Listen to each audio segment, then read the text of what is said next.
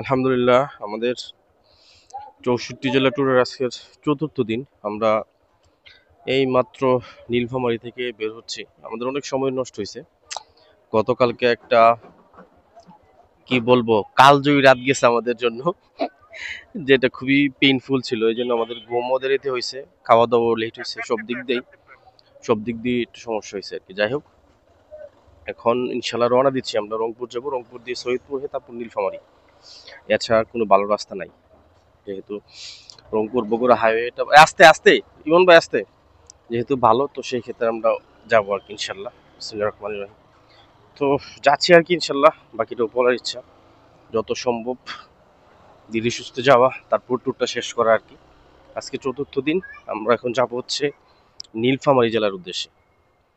Sorry, Nilphamari না, সৈয়দপুর।